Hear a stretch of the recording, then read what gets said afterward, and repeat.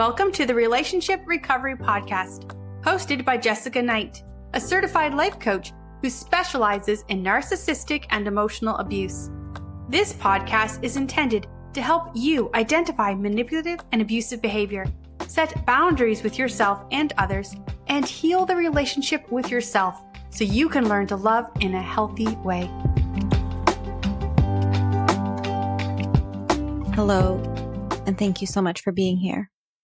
I am here to do a solo episode on a complex topic today. And now this topic is one I have experienced a lot in my life, and in thinking about it, I just felt like it was important to talk about and important to name. But sometimes, and often, an abuser isn't just like this dirtbag of a human that everyone who's around them can see it as an issue. Sometimes they are like very intelligent, and the emotional abuse is very subtle, but has a long-lasting effect. And when it's subtle, I often think that these are the times that we find ourselves to be crazy, or ask ourselves if we're crazy. And so today I want to explore some of the patterns, the behaviors, and maybe even some phrases that are emotionally abusive that are coming from these intelligent yet controlling people that come across as really sneaky manipulators that can cover the abuse as being caring or helping, or just rationally explaining how things are. And if you've been on the other side of it, you know how frustrating that is, especially when you're being shut down or being told that you're the one gaslighting after you've tried so hard to be heard. And so with that said, and where I want to start is that there's a covert and an overt way that this shows up. And the overt way, I think we see a lot, where it's like somebody is abusive, but then there'll be an abusive incident, but then you might see them like walking outside the room and like humming, or being like, "This is such a beautiful day," or they'll be like, "Oh, what's wrong? Why do you feel that way? Oh, I don't know why you're being so emotional." Like they'll say all these things in a way that makes them sound so rational and us so not, but that's not the case. And so that's what it looks like when it's overt. But when it's covert, hidden, sneaky, there are a few patterns and behaviors that happen that are actually extremely hurtful. And also, it really causes us to question our reality. And I know that I have felt this way a lot. And the first thing I want to touch on is joking. And so if you point out something they did that you didn't like, and they say, "Oh, it's a joke, I'm just kidding. I meant it as a compliment. I was just trying to be playful. I didn't think it'd bother you."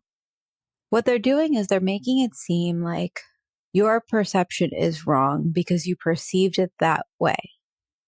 So if they make a joke, and if you're anything like me, I know when a joke has been made far too many times and I'm triggered by it. And if I say, "That's not funny," or "That really hurts me," and they say it meant as a compliment, or "I was just trying to be honest," then I start to doubt my perception. My perception is that that was hurtful and unkind. That's my true perception. But when they have all these justifications for the hurtful behavior, that really gets to you, and you start to feel like the problem is your perception of things, not what they're doing, not what they're saying, not how they're acting, your perception. This is why if you listen to the episode I recorded at this point, probably 2 years ago, why an apology from an abuser never feels good, right? Because like even in this situation, if they're focusing on your perception, which is the problem, "I'm sorry you feel that way" is the closest thing to an apology you're ever going to get, which is not a real apology. Another thing that comes up is they will hate conflict, although say they hate conflict. And they may even say overly self-pitying things that they feel insecure about in the relationship. They might even say things, "You'd be better off without me. Just go be with somebody else. If you feel that way, just leave." The stuff that they do might not make sense, but their focus will always be on what you did and how it affected them, which makes it sound like you're responsible for their behavior. And the way that they frame this is that they're just rationally explaining how things are. They're just being honest. They're just being truthful. They're not trying to draw up anything. It's all you. It can be maddening because if you follow that circle of they hate conflict, but they're starting conflict, but there's an effect that they're having, but they're not going to look at their behavior because they're looking at the effect that it has on you. You just end up back in the cycle. And to them, they're just rationally explaining things how they are. And that is not what's going on for you. What's going on for you is probably like pure madness because you're like, well, what point do I get to insert myself in this cycle? Where do I exist here? And that's the point, is that this intelligent manipulator made it so that you can't. You don't. But they're the rational one and they've held that position. Another thing that I hate more than anything is when somebody tries to define reality and the way that that looks like, and it feels like really head trippy, but they'll say something like, okay, you were right about A, B, and C, but D's not accurate. I would really hate for you to think D about me. If you think D about me, then you shouldn't be with me. And so what they do there is they escape accountability because most likely they agree with half of what you said and they're telling you that.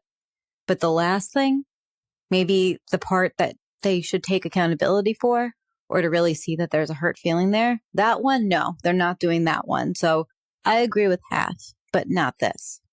And the best way I ever heard this described is this. And remember, this is about defining reality. But the example that I was given was, it would be like a scam artist saying, you're right. The scheme did fall through and we lost money, but I'd hate for you to think I scammed you on purpose. It's like they are literally telling you what to think. And it's what that they want you to think that they're not, insert abusive word, manipulator, controller, argumentative, escalator. That's what they're doing. They're telling you that whatever you think is not real because they would never want you to describe them like that. And if you believe that, then you're not seeing them clearly. So obviously it's your fault. Another important thing is ignorance. And not their ignorance, but they treat you like you're ignorant. They treat you like you need to learn how the world works from them. I had an ex that literally didn't have any college degree, not one, but apparently knew every illness, every diagnosis, every medicine, how to heal each cut, what happens to blood when our hearts don't work. Like, it was like, I would sit back and be like, when did you go to medical school? Because like, I'd like to know, because as far as I know, you're making $50,000, but I would really love to know when you went to medical school, because this consistent PhD type explanation, I don't understand. I have a client whose baby daddy does it with child care, but it's never with the child. So it's like a child needs this or a child needs to learn this, when it's like, okay, well, like, when are you going to see your child? Like, it doesn't make sense. It's not meant to make sense. So if you feel like they are constantly on a soapbox and you just like want to push it off, then you're seeing it clearly. You are seeing it clearly. The last one I want to, I guess, touch on today or name today, because I do feel like this is such a deep topic, is that there's always a grain of truth to everything that they say and justify. And when you are a logical thinker, that grain of truth can really mess with your head and really mess with your self-worth. And it can really mess with the way that you think. And now we know that people with narcissistic traits will turn their bad behavior around on you as if it's your fault, that they lied, they cheated, they yelled at you. And the fact that you're asking questions kind of says to yourself that your brain knows, but your heart wants to stay. And so when you're in that, your brain now is like, well, there's a piece of truth to that. And like one example that I can think of is like, well, this one happened to me. We were in a text argument, which, spoiler alert, don't do those. And he basically was like, you're not listening to me. And I was like, yeah, I know. I'm not. I don't agree with you. And he was like, see, there you go. You didn't hear me. And I'm like, yeah, I know. I never admitted I was just hearing you. I disagree with your perspective.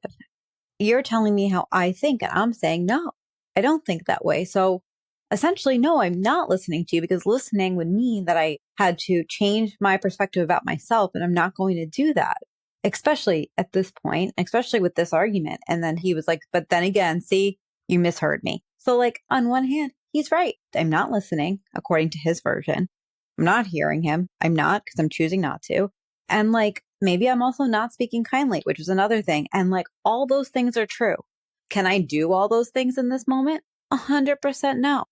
So I think that watch out for those little grains of truth, but don't let yourself feel bad about it.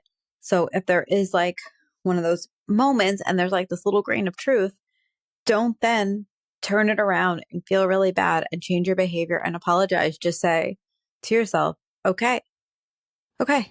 Because the one thing that I learned in dealing with this kind of abuse is that you really need to create enough space so that you can think for yourself. I have spent days crying about these arguments or trying different ways to respond or being like, how is this happening? Am I crazy? And being so triggered. And the only thing that helped me was regulating my nervous system and being able to calm down and just say, I can't respond.